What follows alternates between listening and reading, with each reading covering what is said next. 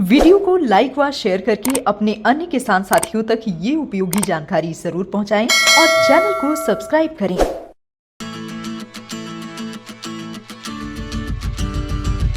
1.5 बीघा जमीन होने के बाद आप 15 एकड़ में आज खेती कर रहे हैं। 1 एकड़ में टोटल लगभग 2.5 लाख रुपए तो कम से कम हम बेच लेते हैं। इसलिए आज शायद आप 15 एकड़ तक पहुंच करके खेती कर रहे हैं। फिर लास्ट में ये होता है कि मंडी में बिकने में समस्या होने लगती है।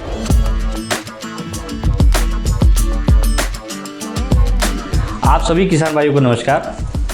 आज हमारे साथ मेहमान के रूप में उपस्थित हैं मयंक वर्मा जी, जो कि एक प्रगतिशील किसान हैं और बहुत ही उन्नत खेती करते हैं। मयंक वर्मा जी नमस्कार सर, आप लोगों को बहुत बहुत धन्यवाद जो आप लोगों ने मुझे इस शो में बुलाया और बहुत अच्छा लग रहा है आके। आज हम किसान खेती करते हुए इस ऑफिस तक आए पहुँचे, तो इसके लिए आप लोगों को बहुत बहुत धन्यवाद।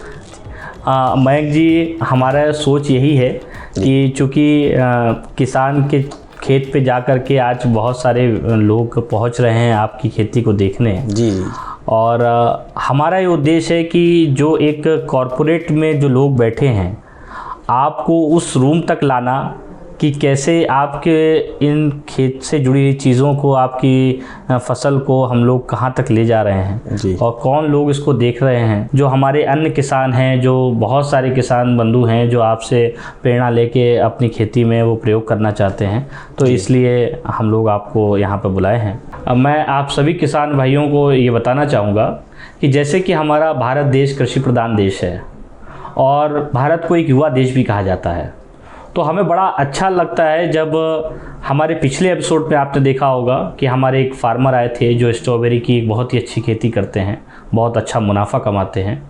वो भी एक युवा किसान थे और आप भी, मयंक वर्मा जी भी बहुत युवा किसान हैं। तो आज उस दौर में जब सोशल मीडिया का दौर है, टेक्नोलॉजी का दौर है, इस दौर में जब युवा खेती को अपना करियर बना रहा है, तो ये देख करके बहुत खुशी होती है और हम लोग इनके हौसलों को सलाम करते हैं, क्योंकि मेरा मानना है कि किसान अन्नदाता है और जिस प्रकार से अन्नदाता खेत पे मेहनत करता है तो उनके लिए सिर्फ सैल्यूट बनता है। और क्योंकि हम लोग भारत देश के नागरिक हैं, आर्मी में का जवान जब हम लोगों को कहीं दिख जाता है जो हमारे देश की ये सरहद की रक्षा करता है, तब भी हम लोगों के हाथ उनको सैल्यूट करने को उठते हैं। तो ये हाथ हमारे इन किसान बंधुओं के लिए भी उठें, ये हमारा एक विज़न है, क्योंकि ये हमारे देश की आर्थिक को भी मजबूत करते हैं, इकोनॉमी को मजबूत करते हैं। तो मयंक जी, आप पेशे से मैकेनिकल डिप्लोमा इंजीनियर भी हैं जी, और जैसा कि हमारी आपकी चर्चा हुई तो आपने बताया कि आप जो है इंजीनियरिंग डिप्लोमा करने के बाद जी 1 साल आपने सर्विस की। जी। तो कहाँ सर्विस की आपने? सर ये मैं होंडा कंपनी में था। अच्छा। ऑटो पार्ट्स बनाते हैं वहाँ पे। अच्छा। वहाँ हरिद्वार में वैसे 1 साल रहा, उसके बाद फिर गांव चले आया। तो मैकेनिकल डिप्लोमा कहाँ से किया आपने? मैकेनिकल डिप्लोमा मेरा गवर्नमेंट कॉलेज महमूदाबाद सीतापुर से। जी। तो आपके पास कितनी खेती है? मेरी पर्सनल खेती तो 1.5 बीघे है। अच्छा, मेरे 1.5 बीघे आपके पिताजी के नाम पे है? हाँ, कि आप? नहीं, पिताजी के नाम। पिताजी के नाम पे 1.5 बीघे खेती है। और आप खेती कितने हिस्से में कर रहे हैं आज की तारीख में? 15 एकड़ में। मतलब 15 एकड़ कर रहे हैं। वो 15 एकड़ ज़मीन यानी आपकी नहीं है, लीज़ पे ले रखी है? लीज़ पे ले रखी है सर। ये बहुत ही अच्छी बात है कि 1.5 बीघा ज़मीन होने के बाद आप 15 एकड़ में आज खेती कर रहे हैं, क्योंकि आपके हौसलों में जान है, इसलिए आज शायद आप 15 एकड़ तक पहुंच करके खेती कर रहे हैं जी। बहुत अच्छी बात है और ये हमारे उन किसान भाइयों के लिए भी बहुत अच्छा वो है, जानकारी का विषय है कि अगर आपके पास खेती कम है तो हम अभाव को लेकर के बैठ नहीं सकते। अगर हमारे हौसलों में जान है तो हम 1.5 बीघे की जगह 150 एकड़ तक भी पहुँच सकते हैं। जी, सही बात कही मैंने? बिल्कुल सही कही सर जी। हम लोग तो अभी प्लान कर रहे हैं, 40 एकड़ का एक फॉर्म देखा हुआ है जी। उसमें थोड़ा सा दूरी ज़्यादा है गांव से, इसलिए अभी कंफर्म नहीं है, लेकिन प्रयास है कि लेंगे। तो मयंक जी ये बताइए, आप मैकेनिकल डिप्लोमा करके आए जी और आपने नौकरी भी की जी। नौकरी करने के बाद नौकरी क्यों छोड़ी और खेती की तरफ से रुझान कैसे बढ़ा, मतलब क्या कारण रहा? नौकरी सर छोड़ने का मतलब वही है कि प्रेशर बहुत रहता था जी और जिम्मेदारियां ज़्यादा थी, तो उतना मतलब पैसा नहीं मिल रहा था जितना ज़रूरत थी। तो ये हुआ कि चलो गांव में थोड़ा खेती है, अपने करते हैं, देखते हैं कैसा रहता है। तो यहाँ आए, पिताजी के लोगों को देखा खेती करते हुए, उसके बाद धीरे धीरे करके फिर उसी में करते गए फिर बढ़ता गया। तो सर आज मैं यहाँ पहुँचा हूँ। तो अभी आपके फसल, आपने कौन कौन सी फसल लगा रखी है? इस समय सर हमारे पास तरबूज है, लौकी है, खीरा है, तरोई है, भिंडी है। भिंडी इस बार हमने पहली बार की, लेकिन बहुत अच्छा है अगेती खेती में। अच्छा जी। तो ये सारी अगेती खेती हैं, चाहे भिंडी हो? ये सारी अगेती ही है। अच्छा। बाकी सारी खेतियाँ तो मैं मतलब लगभग पिछले 3-4 साल से कर रहा हूँ जी। तरबूज तो अगेती 4 साल से कर रहा हूँ जी। भिंडी इस बार पहली बार लगाई हमने। तो इस 5-6 जो आपने बताई हैं क्रॉप्स, उसमें सबसे मुनाफे की फसल कौन सी आप कहेंगे हमारे किसान भाइयों को? सारी फसलें मुनाफे की हैं, बस ये है कि तरबूज थोड़ा ज़्यादा मुनाफे का लगता है। तरबूज ज़्यादा मुनाफे का है। तो तरबूज कितने दिन की फसल है और कब बोई जाती है ताकि उसकी अच्छी आमदनी किसान को मिल सके, अच्छा मुनाफा मिल सके? ये 15 दिसंबर से 20 दिसंबर के बीच में बोई जब की जाती है तो इसमें जर्मिनेशन बहुत अच्छा होता है। अच्छा। तो जब पौधे अच्छे जमेंगे तो फिर वो लोटनर में पड़े रहते हैं पूरा दिसंबर जनवरी, उसके बाद फरवरी में उसको हटा दिया जाता है। तब तक वो पौधा एक हाथ के करीब 1.5 फीट 2 फीट का हो जाता है। और फिर जैसे फरवरी धूप आना स्टार्ट होती है वो पौधा ग्रोथ करने लगता है। मार्च एंड में 20 मार्च तक हम लोग तरबूज लेके आ जाते हैं अर्ली। अच्छा जी। तो जैसे तरबूज की आप फसल आपने करी, तो उसकी पौध नर्सरी कहाँ तैयार करते हैं? नर्सरी नहीं सर, डायरेक्ट सीडिंग कराते हैं। डायरेक्ट सीडिंग कराते हैं। तो इसमें क्या लो टनल बनाते हैं, कैसे करते हैं? लो टनल बना के करते हैं। अच्छा, लो टनल, क्योंकि उसको जो उस समय क्योंकि मौसम में ठंडक होती है जी। तो जो पौधा अंकुरित होता है उसको बचाने के लिए लो टनल का इस्तेमाल करते हैं। जी जी। तो लो टनल आप पूरे कितने एकड़ में आप तरबूज कर रहे हैं इस समय? 9 एकड़ में तरबूज। 9 एकड़ में तरबूज कर रहे हैं जी। तो 9 एकड़ में तरबूज जब कर रहे हैं तो उसमें लो टनल बनाने पे कितना खर्चा आ जाता है? लो टनल बनाने में लगभग एकड़ पे 30,000 रुपये के आसपास खर्चा आ जाता है। अच्छा। ये वन टाइम इन्वेस्टमेंट होता होगा? वन टाइम इन्वेस्टमेंट है। और कितने साल इसका जो जैसे उसमें पन्नी यूज़ होती है वो कितने साल तक चल जाती है, और जो पाइप यूज़ होता है वो कितने साल तक? पन्नी 3 से 4 साल तक चल जाती है। अच्छा, एक बार पैसा लगाएंगे तो 3 से 4 साल तक वो चलेगा। जी जी। और पाइप तो सर 10 साल नहीं ख़राब होगा। अच्छा। 10 साल तक बड़े आराम से चलेगा अगर वो टूटे टाटे ना कहीं अच्छे से रखा जाए तब। अच्छा, मतलब किसान अगर उसमें अपने इन्वेस्ट कर रहा है तो वो उसका कहीं ना कहीं नुकसान नहीं है, फ़ायदा ही फ़ायदा है। जी जी। और उसका कई बार वो उपयोग कर सकता है अपनी फसल में। जी ठीक है। तो मैं ये जानना चाहूँगा मयंक जी कि 1 एकड़ में कितने का तरबूज आप बेच लेते हैं? 1 एकड़ में मतलब टोटल लगभग 2.5 लाख रुपए तो कम से कम हम बेच लेते हैं। इसके ऊपर निकल जाता है तो उसकी मतलब वो मार्केट पे होता है कि अगर महंगा बिक गया। और इस 2.5 लाख रुपए में लागत कितनी आती है और मुनाफा कितना होता है? 60 से 70 से 80 हज़ार रुपये लगभग लागत लग जाती है। अच्छा। और बाकी जो है लगभग वही 180 के आसपास, 1,80,000 के आसपास आपको 1 एकड़ में मिल जाता है, तरबूज आपका दे जाता है। जी। तो यानी कि आपने जैसे इस समय 9 एकड़ आपने तरबूज लगा रखा है जी। तो अगर हम बात करें तो सीधा करीब जो है 15-16 लाख रुपए आप 9 एकड़ में बचत कर ले रहे हैं। जी जी जी। अच्छा, तो बहुत अच्छी ये तो बात है। और शायद इसीलिए आपने जो है नौकरी को छोड़ करके खेती को चुना, क्योंकि आपको सही खेती और उससे सही आमदनी के रास्ते पता चल गए थे। जी जी। एक्चुअली सर जब नौकरी कर रहे थे तो उसमें 12,000 रुपये मिल रहा था, तो हमारे खर्च नहीं निकल रहे थे। तो हमारा छोटा भाई पढ़ रहा था, पिताजी लोग थे, तो सब कैसे खर्च निकलता। तो हमने उसको जो है पिताजी लोग खेती वही धान गेहूँ आलू करते थे मेन था, तो इसको हटा के फिर सब्जी वर्ग और ये सब पे काम किया और ज़बरदस्त काम किया। आज हम गांव में जो है रोल मॉडल के नाम से जाने जाते हैं। अच्छा। सभी लोग देख के खेती करते हैं। जैसे इस बार हमने भिंडी की सक्सेस है हमारी, तो अगली बार हमारे गांव में ही कम से कम 25 से 30 बीघे भिंडी बढ़ जाएगी। बहुत बढ़िया। मतलब आप ऑलरेडी जो है कई किसानों के लिए प्रेरणादायक हैं और कई लोग आपसे सीख रहे हैं। तो शायद इसीलिए क्योंकि हमारे पास ये स्टोरी आई थी, हमारे फील्ड पे जो हमारे कृषि विशेषज्ञ हैं, जैसे आपके यहाँ बाराबंकी जनपद से आप आते हैं, तो बाराबंकी में हमारे यहाँ रवि जी हैं, अनुज जी हैं, तो ये लोग लवकुश हैं, ये लोग हमारे कृषि विशेषज्ञ हैं जो वहाँ फील्ड पे आपके काम करते हैं। जी जी। तो उनके माध्यम से ये खबर आई कि ये मयंक वर्मा जी हैं, बहुत ही उन्नत खेती करते हैं, प्रगतिशील सोच के व्यक्ति हैं, किसान हैं और बहुत लोगों को मोटिवेट करते रहते हैं खेती करने को लेकर के। इसीलिए हमने आपको यहाँ पर निमंत्रित किया। तो ये तो आपकी बहुत ही अच्छी वो है कि आपने तरबूज से इतना अच्छा मुनाफा आप कमा रहे हैं। तो इसके अलावा जैसे अभी ये तो ठंडी का सीज़न चल रहा है जी, तो अभी आपने जैसे भिंडी लगा रखी है। भिंडी कितने एकड़ में है? भिंडी आधे एकड़ में। अच्छा जी। भिंडी हो गई। इसके अलावा आपने केला लगा रखा है जी। और तरुई कितने एकड़ में है? तोरई सर 1 एकड़ है और लौकी आधा एकड़ है और केला 2 एकड़ है। अच्छा, बाकी जो है आलू है। आलू है जी। अच्छा अच्छा। मटर भी है? मटर आधा एकड़ है। आधा एकड़ मटर। मतलब मल्टीपल आपने क्रॉप्स कर रखी हैं। हमारा हिसाब से सर ऐसा रहता है कि साल के 12 महीने इनकम होती रहनी चाहिए पर डे। मतलब आप हमारे जो किसान भाई हैं इस बात को विशेष रूप से सुनिएगा कि 12 महीने किसान की इनकम होती रहनी चाहिए ताकि उसके पास पैसे का अभाव कभी ना हो, क्योंकि कहीं ना कहीं पैसा ही हौसला भी देता है जी, और पैसा ही सारे सपने भी पूरे करता है। तो जब पैसा आपके पास होगा तो आप और अच्छा कुछ सोच सकते हैं।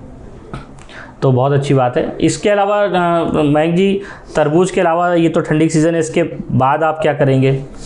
तरबूज के बाद सर जून में लौकी लगेगी। लगभग 2 एकड़ लौकी लगाते हैं, वो स्टेचर वाली होती है।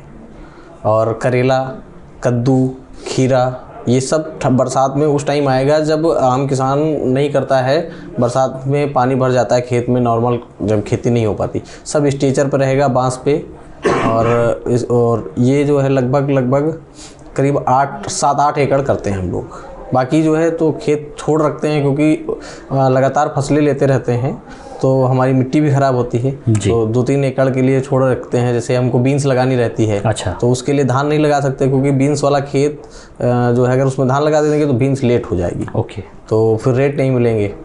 तो बीन्स अच्छी मुनाफे की खेती है? काफ़ी अच्छी खेती है बीन्स। अच्छा। तो 1 एकड़ में बीन्स में क्या फ़ायदा होता है? 1 एकड़ में बीन्स में लगभग 2 से सवा 2 लाख रुपए के आसपास निकल आता है। 2 से सवा 2 लाख रुपए की बचत आ जाती है। इसका रेट बहुत अच्छा रहता है सर। मार्केट में लगभग हमारे हिसाब से इस टाइम जो है 45-50 रुपये पर केजी बिक रहा है हमारा। अच्छा जी। तो मयंक जी, जैसे अब बीन्स हो गया, ये बाकी सब्जियां जो आप करते हो, तो ये सारा आप मंडी में बेचते हैं, कैसे बेचते हैं? हाँ सर, दोनों तरीके से बेचते हैं। संडे हम कस्टमर हमारे पास हैं 100 से लगा के 120 कस्टमर करीब है हमारे पास, जिसको हम मतलब उसके फ्लैट पे सब्जियां उपलब्ध कराते हैं। बहुत बढ़िया। बाकी एक 8 नंबर यहाँ गोमती नगर में गेट है, जनेश्वर पार्क, वहाँ पे लगाते हैं। और सरगम अपार्टमेंट कुर्सी रोड पे है, वहाँ पे लगाते हैं। मतलब आप अपना खुद का स्टॉल लगाते हैं? खुद का स्टॉल भी लगाते हैं। अच्छा, वो मूविंग स्टॉल होता है कि आपने कोई गाड़ी में लगाते हैं? नहीं, गाड़ी में नहीं, बैटरी रिक्शा पर रहता है। अच्छा। हाँ, उसी पे जाते हैं, वहाँ पे जो है अपना मतलब जो भी सब्जियाँ होती हैं वो लगाते हैं। वैसी सब्जियाँ ले जाते हैं जो हमारे खेत में उपलब्ध। वो आपका परमानेंट कस्टमर है? हाँ, परमानेंट कस्टमर। तो मतलब आपसे वहाँ पर मंडी से अच्छा आपको वहाँ पर आमदनी हो जाती होगी? मंडी से अच्छी आमदनी हो जाती है। हाँ, तो ये तो बहुत अच्छी आपने एक बात बताई कि अगर आप खुद में किसान हैं और खुद में अगर आप रिटेल भी कर रहे हैं तो ये बहुत मुनाफा आपको दे रहा है। और सबसे बड़ी बात है कि कभी कभार मैं देखता हूँ कि लोगों के अंदर एक हेजिटेशन होता है कि रिटेल करने में। मंडी में तो चला जाता है किसान, मगर रिटेल करने में कभी कभार हेजिटेशन होता है कि हम बड़े फार्मर हैं, हम सीधे रिटेल में जाके कैसे बेचें। तो ये क्योंकि अपना सामान बेचने में कोई शर्म और कोई हेजिटेशन नहीं होना चाहिए। जी जी। दरअसल हम लोगों ने सर बहुत स्ट्रगल देखा, तो हम लोगों को ये नहीं लगता है कि आप कहीं भी बेच दीजिए, हम लोग चले जाएंगे। अच्छा। वो सारे काम कर लेते हैं अपने आप, खेती भी कर लेते हैं, पानी लगाना है वो भी लगा लेंगे, अगर कहीं जाना है तो भी मतलब ठीक ठाक चले जाएंगे। सब तरीके से चल जाता है। बहुत बढ़िया। तो ये हमने आपसे तरबूज की खेती के बारे में चर्चा कर ली और बीन्स के बारे में आपने बताया। तो तरबूज की खेती में हमारे किसान भाइयों को बताइए कि कैसी ज़मीन पे खेती की जा सकती है और उसमें कौन कौन से रोग आते हैं, जिस पे क्या क्या सेफ्टी कैसे हो उसकी फसल की, क्या क्या उपाय करने चाहिए?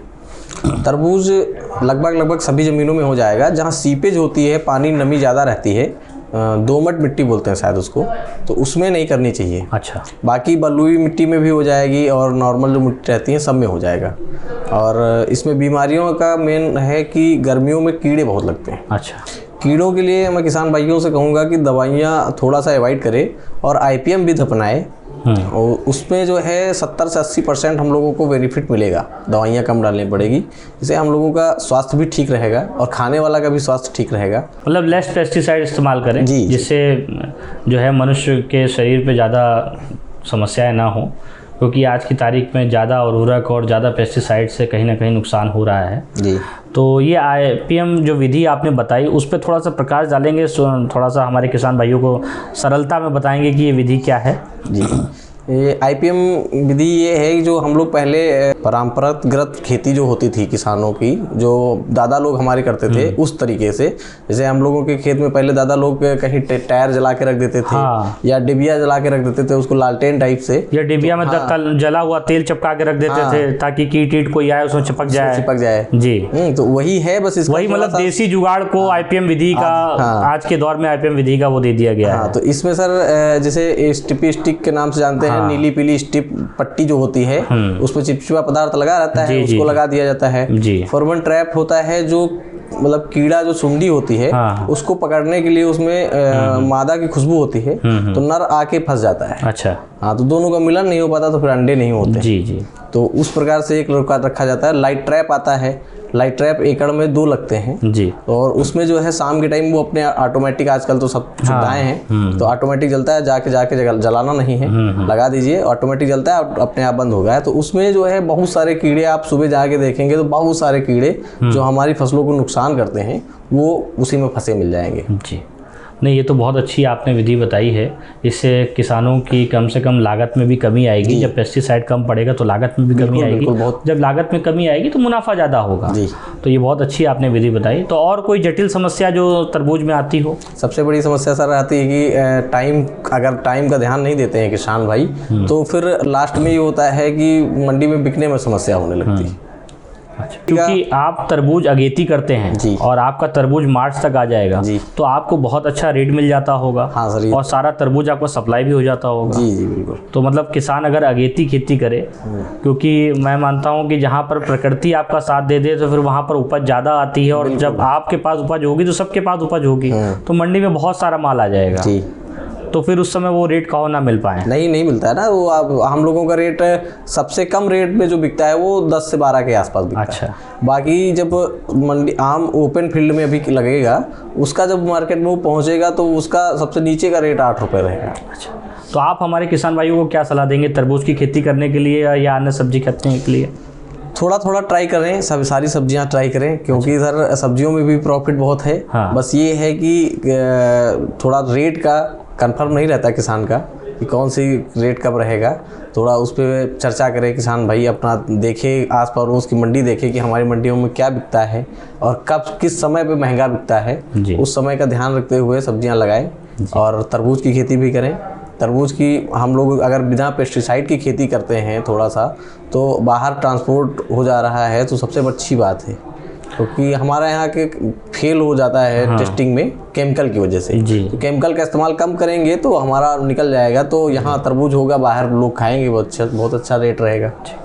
तो किसान भाई ध्यान दें कि मयंक जी का नंबर हमारे डिस्क्रिप्शन पे रहेगा, और जिस किसी भी किसान बंधु को इस तरबूज की खेती या बीन्स से संबंधित खेती या कोई भी सब्जी की खेती से संबंधित कोई भी प्रश्न हो, उनको जानकारी चाहिए हो तो हमारे चैनल पे जाके कमेंट भी कर सकता है, और हमारा ये नंबर आपको नीचे दिख रहा है, उस नंबर पे वो कॉल करके भी जानकारी ले सकता है। तो जैसा कि तरबूज में आपने पूरा हमें बता दिया, बीन्स पे क्या क्या रोग आते होंगे? बीन्स में सर कोई रोग ही नहीं है। कोई रोग नहीं आता? वो ठंडियों में होता है, ठंडियों के समय कोई रोग नहीं होता है, बस हल्का फुल्का दवाइयाँ अगर किसान डालता है तब भी बड़े आराम से हो जाएगा। बस उसमें नीचे जो बेसल डोज होती है वो ज़्यादा होनी चाहिए। अच्छा। गोबर की खाद एकड़ में कम से कम 10 ट्राली पड़नी ही पड़नी चाहिए। ओके जी। तो गोबर की खाद तो अच्छी है? बहुत अच्छी है। हाँ, तो उससे कोई साइड इफेक्ट भी नहीं? बिल्कुल नहीं है यार। तो वो मतलब अच्छी खेती है और कोई उसमें ज़्यादा लागत नहीं है? ना, क्योंकि जब कोई रोग नहीं लग रहा तो उसमें कीड़ा कोई दवा नहीं पड़ेगी, जब दवा नहीं पड़ेगी तो लागत ऑटोमेटिक कम हो जाएगी। तो ये तो बहुत अच्छी खेती है। तो उसमें उस सीज़न में आप बीन्स के अलावा क्या क्या करते हैं?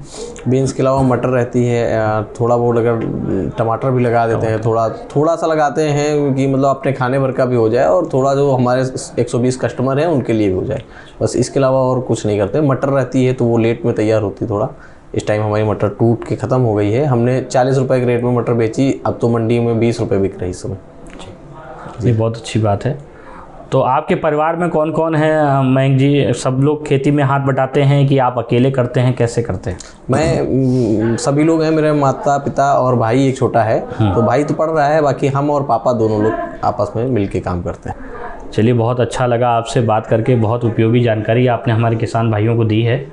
तरबूज की खेती, भिंडी की खेती, मटर की खेती और केला है और बीन्स की खेती। तरबूज और बीन्स आपने विशेष रूप से बताया कि दिसंबर से मार्च के बीच में तरबूज की खेती करें, बहुत अच्छा मुनाफा है उसमें। 30 से करीब 3 महीने की फसल है।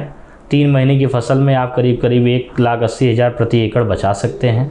और ऐसे ही बीन्स की खेती है, बीन्स की खेती में लागत भी कम आती है और उसमें आप 2 से सवा 2 लाख रुपए प्रति एकड़ बचा सकते हैं। तो ये बहुत ही उपयोगी और बहुत ही अच्छी जानकारी है। और मैं कहूँगा कि मयंक वर्मा जैसे हमारे नौजवान और आलोक वर्मा जैसे हमारे नौजवान किसानों से बहुत कुछ सीखने की ज़रूरत है हमारे किसान भाइयों को।